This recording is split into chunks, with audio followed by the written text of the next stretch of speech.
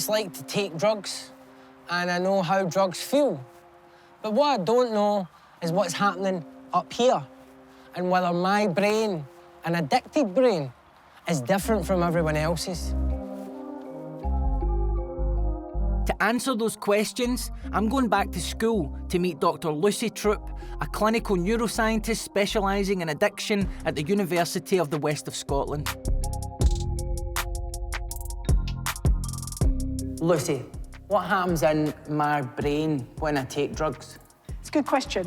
So what happens is we have cells in the brain, neurons, that communicate with each other.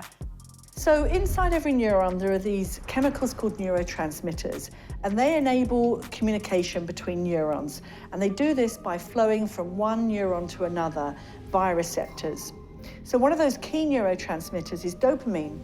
And dopamine is part of what we call the brain's reward system. When we do something that ensures our survival, for example, eating food, the brain will release dopamine, and that makes us feel good. So we do that activity again, and that underpins or supports our survival. When we bring drugs into the brain, they can hijack that reward system.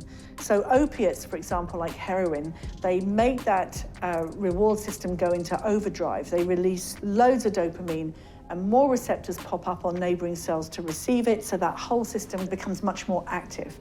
And that's going to increase the reinforcing behaviours and make you want to take that drug again. I have a question. Yes. What happens in my brain when a stressful event or some sort of trigger occurs and suddenly I'm confronted with an urge to use a substance to try and calm myself down?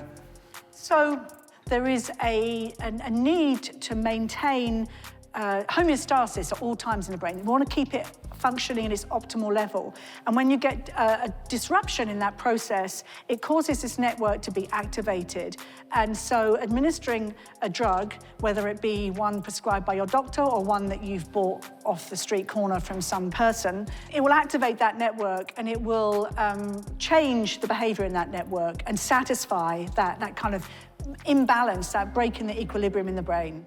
And one of my big things is that there's a lot of individual difference, and you're probably very aware of that just because we all have brains and we all have neurotransmission doesn't mean we're all going to respond in the same way.